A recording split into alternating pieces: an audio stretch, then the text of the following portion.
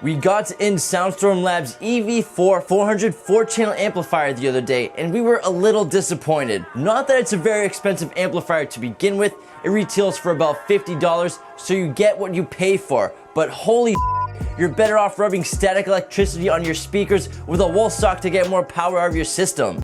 Oh yeah, there we go, give me that power. What? As we've stated over and over again, never go by max ratings. But 400 watts max? Come on, Soundstorm. 400 watts? The RMS rating seemed a little more believable than that. Soundstorm claims this amp does 75 watts RMS at 2 ohms and 38 watts RMS at 4 ohms. After taking it out of the box and holding it and seeing the single 15 amp fuse, we became very doubtful as it weighed about the same as a Nintendo NES. We even had to blow on the terminals just to get it to work. Just joking, just joking. Kids 20 years old and younger are like, what the is he talking about? And Soundstorm's video on this amp advertises earth-shaking sound. What, like if you drop it? Okay, let's see what this thing can do. We set the amplifier up with a 4 ohm dummy load, 2 channels driven, 14.4 volts, and a 40 hertz test tone. We were able to get 15 watts RMS when it began clipping. Power consumption was 58 watts, and 4 amps of current. Then we went up to a 1 kilohertz test tone, and the SMD went down to 13 watts RMS. Next, we set up a 2 ohm dummy load with a 40 hertz test tone, and the amplifier became unstable at clipping.